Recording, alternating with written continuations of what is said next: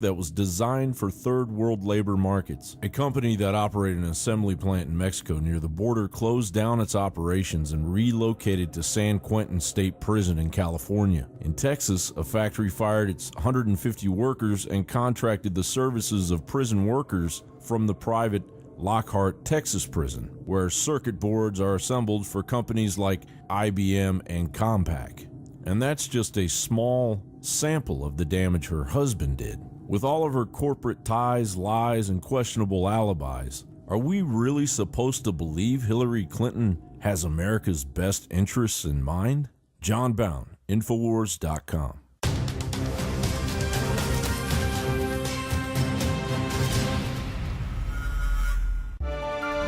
Today we see that 5 of the world's largest banks have been hit with record fines. But don't worry, it really isn't that much, and we'll see what the results of that are in just a moment. They've been caught fixing the currency market. You know, there was a LIBOR scandal, there's been the interest rate scandals, there have been money laundering scandals, and of course there's been fixing of the precious metals market, many other markets that they have rigged. But now, in this particular one, we've got 5 of the world's largest banks will pay fines just under $6 billion for manipulating foreign currency exchanges. Those banks are JP Morgan, Barclays, Citigroup, and RBS.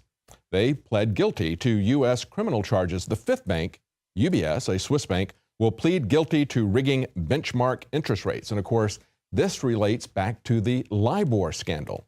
If you don't remember what LIBOR is, that is the basis for setting interest rates for home loans, for consumer loans, for business loans. If you've got a variable rate mortgage, that's the way they adjust your variable rate mortgage.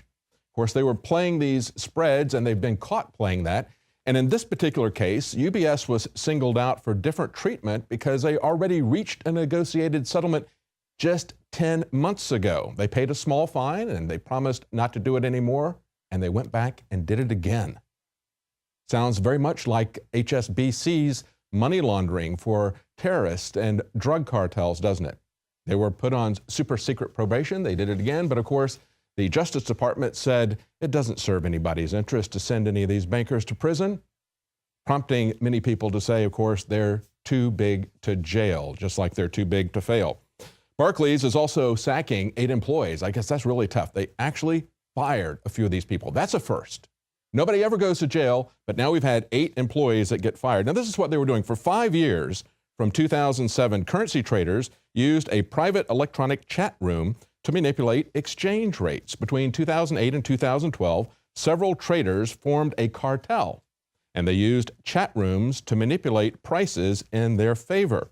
Now, here's some of the other markets that they have manipulated. Barclays is also being investigated in the UK over its Qatari fundraising during the financial crisis. Remember that financial crisis when we bailed them out?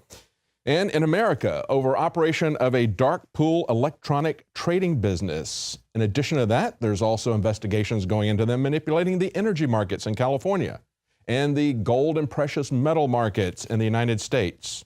And one person here says, well, it looks like the major global banks are going to face many more, quote, "we deeply regret this behavior," unquote, days ahead. In other words, mistakes were made. We really regret it, but of course, nobody's going to pay for it.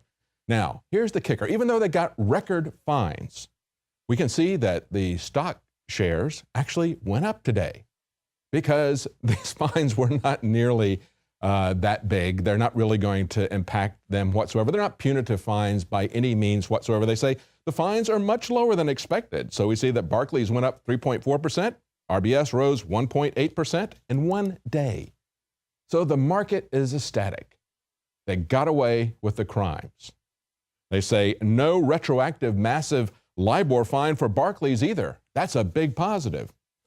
Take a look at what this LIBOR scandal looks like. Pull up this graphic here, and you can see this is mapped out by the Wall Street Journal. And as you roll over it, it's an interactive map, and as you roll over it, you can see the different names. And look at that tangled web of conspiracy. Oh, that's the conspiracy word, isn't it? You know, that's when one or more people get together and plot to do something illegal. The banks are the biggest conspirators in the world, and they consistently get away with it. Now, I also thought it was very ironic that at the same time this is being released, about $6 billion worth of fines for these 5 banks for rigging interest rate markets, among other things, everybody was on pins and needles waiting to see what the minutes were going to say from the latest Federal Reserve meetings, whether or not they were going to manipulate interest rates, just like these banks are doing. So these banks can do it, and when they send money to drug cartels, to terrorist groups, they get a small slap on the wrist, nobody goes to jail. The small guys are consistently having their life savings confiscated in the name of civil asset forfeiture, even though they're not even engaged in a crime, just because they're quote-unquote structuring deposits, not depositing, filling out the paperwork properly for the banks. They get their entire life savings confiscated. The large banks pay a very small fine, and then the Federal Reserve, the private central bank that is manipulating openly the economy, everybody just hangs on pins and needles to see if they're going to raise interest rates. Of course, they're not going to raise interest rates. They said that in these minutes. We've seen over and over again how the central banks around the world are wringing their hands and saying the economies are dead. Nothing is bringing them back. Quantitative easing isn't working. Zero interest rates aren't working. We're going to have to force people to take away any remaining savings that they've got and spend them using negative interest rates. And oh, by the way, we can also then outlaw cash at the same time. Stay with us. We're going to come back and we're going to talk about what happened today with the Trans-Pacific Partnership fast track movement, and also what's going on with these tracking devices that some people are saying shutting down their cars very dangerously as they're driving down the highway or frying their electronics. Staying with us. We'll be right back.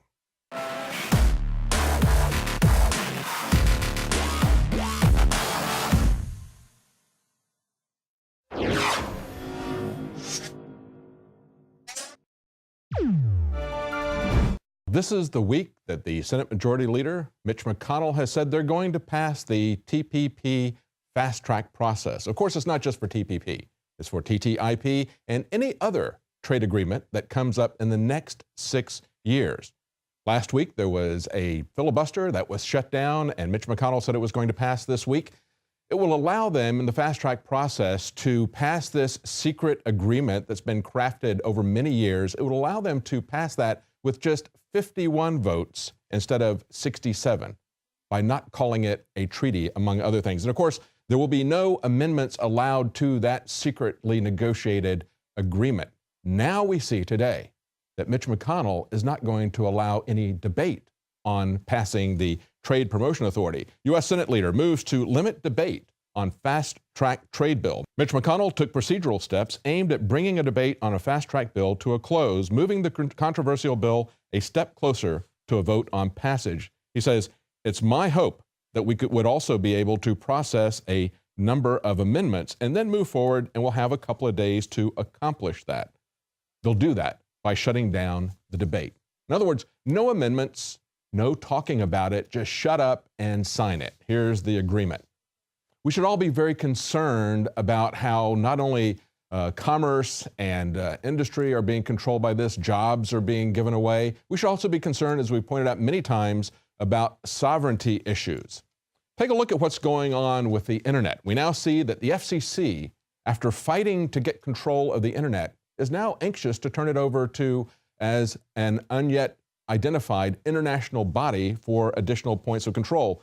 As the New American points out today, it's been a few bad weeks for freedom where the internet's concerned. First came the news of the FCC reclassifying the internet as a public utility. Now the same federal government wants to regulate the way the internet service providers, ISPs, deliver content to their subscribers. They're planning to hand control of assigning IP addresses to domain names over to an international body made up of governments and international organizations. And we don't know what this body is going to be yet.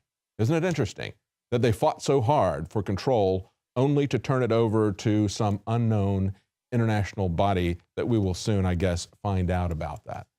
Now, one of the things that is troubling about the Trans-Pacific Partnership, besides what I just mentioned, is the changes in copyright and patents. We understand that these multinational corporations are not only elevating themselves to the level of states, but they are also, with these new copyright laws, going to try to assert ownership over everything. We've talked in the past about how they are maintaining, even going back to the Digital Millennium Copyright Act, maintaining that the software that is so intricately linked in with the electronic control of your cars, with tractors and so forth, remain the property of John Deere or General Motors, and that you don't really own your car. You just have an implied license. You didn't buy anything. Well, now we see another aspect of this. And of course, Progressive Insurance has been offering up to a 30% discount if you would allow them to track your driving, to monitor and record it and report it back to them. Electronic plugs to monitor your driving for insurance discounts has resulted in over 8,000 customer complaints and over $580,000 in claim payouts from Progressive Insurance alone. Consumers allege that the monitoring device suddenly shut their cars off while driving, causing them to lose power steering and braking. Others claimed it fried their car's electronics. One insurance company has shut down their monitor plug-in program. It was ironically named My Safety Valet. Will knowing that you're being tracked by the insurance company cause you to drive differently? Red light cameras affect driver behavior. An investigation in LA showed red light cameras tripled the number of accidents. Bear in mind, this week we've had the biggest recall in history. 34 million vehicles with defective airbags that explode unexpectedly and hurl metal in your face. As automakers, insurance companies, and government race full speed to track us, tax us, and take away our steering wheels, it's time to put the brakes on. This is David Knight reporting for INFOWARS.com. And again, Progressive denies that there was any fault of their own. Nevertheless, they paid out $582,000 in claims, and other insurance companies have removed their program to put that device into your diagnostic port. I think it illustrates how we're going to see this breakdown. I think the first generations of these self-driving cars with the electronics may not be as bad as the subsequent generations. Once they start adding additional functionality, think about how your phone, when you update your older phone to a newer version of iOS, what happens? We may see some real physical crashes instead of just software crashes. But of course, this is fundamentally about tracking and taxing you. How can the corporations make more money from you? How can the government control you better? We can see this breaking down now. This has been coming on for a long time. Now, Oregon is getting ready to test pay per mile. They say they're going to offer this as an alternative to paying a gas tax. Now, the interesting thing about this, they say this is the first in the nation program that would charge car owners not for the fuel they use, but for the miles that they drive. They say the money generated from gas taxes is declining because of greater fuel efficiency and the increasing popularity of fuel-efficient hybrid and electric cars. Therefore, they have to start charging you by mile. But if you look at this program, the program is voluntary. So why would anybody that has a high mileage car volunteer to be taxed by the mile? Of course, it's going to be the people who are would have been paying higher taxes at the pump. So it's going to be a net loss for them. They will not make it voluntary in the long run. In the long run, you will get both of these. And in the long run, it's just another way that they're going to use to track and control your every movement and make the corporations that run this government even richer. Well, that's it for tonight's news. If you're watching this on YouTube, please subscribe to our channel. If you would like to get it a day earlier as the news is being released, you can subscribe to Prison Planet TV and, of course, also help to support our operation here. Your subscription can be shared with 20 people at the same time, and you can also share all of Alex Jones's documentaries at the same time you support our operation. Again, join us tomorrow night at 7 Central.